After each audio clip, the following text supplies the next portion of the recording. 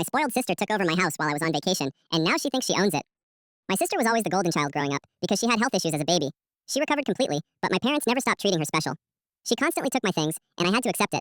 When I turned 18, my parents kicked me out so they could expand her bedroom. They gave me 3 days. I spent years rebuilding homeless shelters, working multiple jobs, eventually starting my own company, getting married, and buying a house in a nice neighborhood. Last month, my wife and I planned a 2-week trip to Portugal. The day before we left, my sister texted asking to water my plants while we were gone. I hesitated because of our history, but eventually agreed and left a key under the mat. Day 3 of our trip, I'm eating breakfast in Lisbon when my neighbor sends a photo. My sister's car is in my driveway with a full-size moving truck behind it, and 2 guys unloading boxes. I immediately FaceTime her.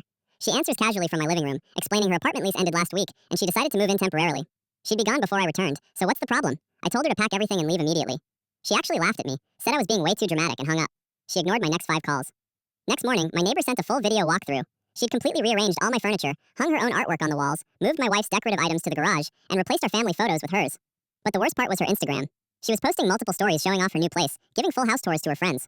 One video showed her in my kitchen saying, "My brother finally did something useful and let me crash here. Honestly, might just stay permanently. It's way nicer than my old place." Her friends were commenting things like, "You totally deserve this," and "Free rent, queen."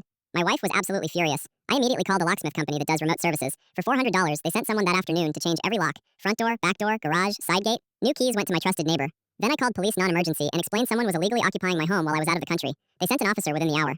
My neighbor watched everything unfold and sent updates. The cop knocked and my sister answered, looking confused.